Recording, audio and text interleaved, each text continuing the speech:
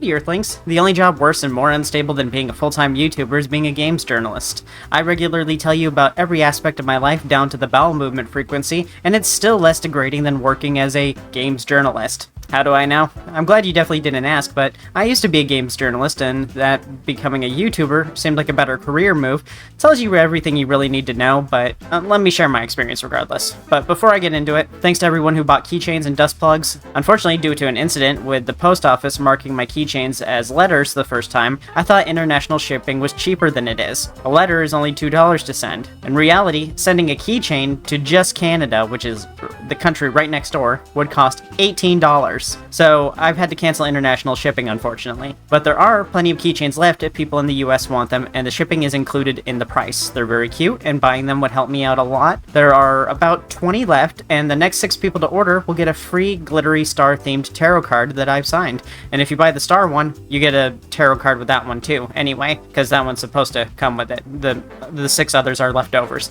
Anyway, thanks again for everything you do, even if you don't give me cheddar. Besides, people say I shouldn't even be eating cheddar. It's bad for hamsters, but so is sleeping in the microwave, and I do that too. Anyway, I've always been a well-spoken and articulate person, according to others. I don't describe myself that way, unless it's on a job resume, which I haven't had to put one of those out in years. But I often get complimented by employers on my speaking voice. Sometimes I even get complimented on here on YouTube, or get told I sound like the personification of the nerd emoji. But my writing voice is actually pretty good too. You can probably tell that all my videos are scripted. I didn't actually learn to write well until long after I got out of high school. I used Grammarly to learn my spelling and grammar, for better or for worse. I'm serious, by the way. I was out there not knowing the difference between there, and there, or the difference between affect and affect until I was 25. I'm also a dropout. I got my GED at 20 because my credits didn't transfer from my high school, and they told me that I'd have to do night school well into my adulthood. I did a lot of jobs that you'd probably expect. I've worked in a factory until my knee started acting up.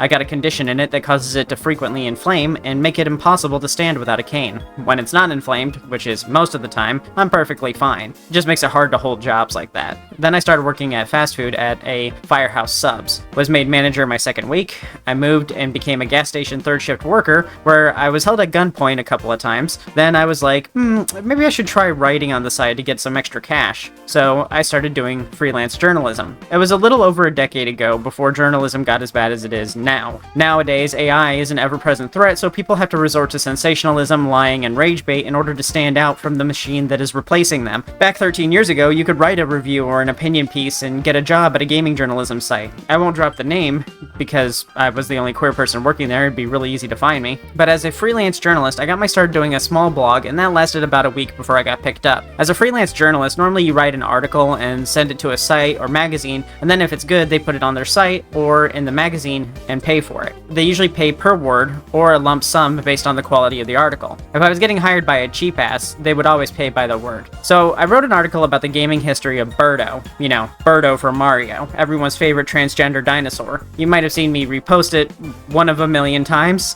You can really see my writing style in that video and see what videos and articles I really wanted to make. This was submitted and bought immediately for a lump sum. Typically, as a freelance journalist, you would then write your next piece and submit it somewhere else to try and get another check. But at this point, the site owner wanted me to join on the team. I was fine with that because up until this point, all of my articles were being done for exposure or for review keys. If you're an artist, that phrase, for exposure, triggered your fight or flight. Whenever I did one of these reviews, I went behind the site's back and talked to the publisher and let them know that I wrote it and that I'm a freelance writer and that I was not on payroll. And that the next time they wanted an article like that, to send me the keys directly. Because if I'm only getting paid in keys, I might as well, not have to deal with the site directly. Occasionally, these sites would try to get you onto your team, and you joined because it either guaranteed you published work or free games. Most of the time, the games were garbage, so it wasn't even really worth the free games. Sometimes they were good, and this is how I built my relationship with some publishers that I still get free stuff from, like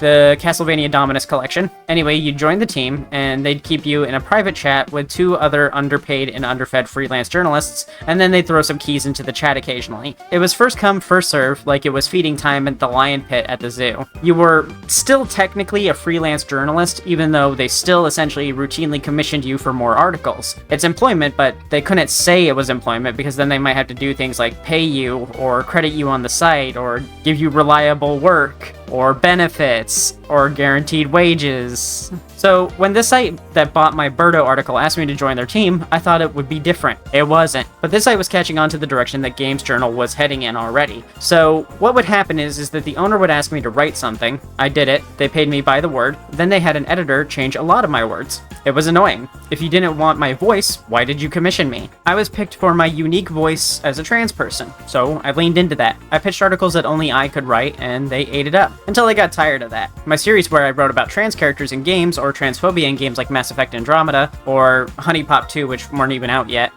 weren't enough for them anymore. The owner told me that he was going to commission less articles and start paying us less. Now it wasn't per word anymore, it was per set amount of words. That meant that my very long and well thought out essays that were worth $20 a piece were only worth $5 a piece now. One day, the next article in my trans characters and gaming history article was rejected. They wanted more editorials now, which was writing things for the owner that the owner wanted said. This was taking away my creative voice. That's when I saw a video by Stephanie Sterling where they said, if you're doing games journalism for free, quit. Make videos on YouTube. It won't be much, but at least you'll get money for your time. So I did it. I completely cut off the group. I ghosted every site I was writing for. I got messages asking me to come back, and I didn't. I was a YouTuber now. Like an idiot though, I chose to do Let's Plays. So for a solid decade, I made no progress whatsoever on my channels, and I abandoned a couple of them. Now I know commentary makes more sense, or at least writing essays or reviews, but not game reviews. God, are there enough of those? I do those on a second channel instead. I still want to make videos about games and stuff, but I know that this channel isn't the place for it. I'm still on food stamps, of course, but things are good now.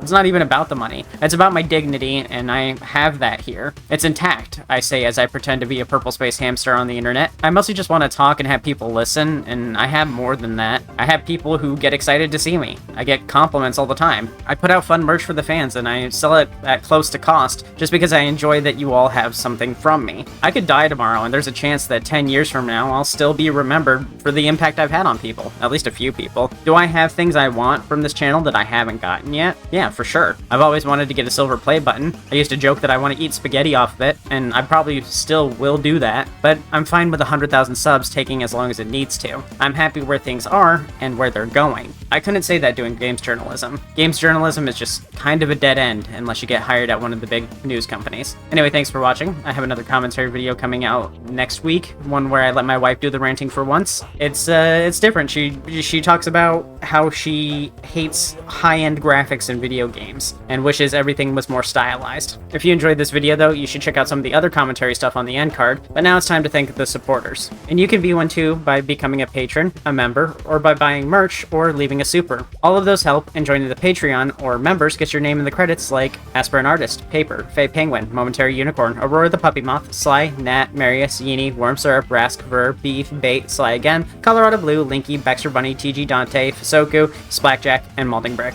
Thanks again for watching. I'm probably going to go back to sleeping in the microwave. I'm pretty tired. Bye!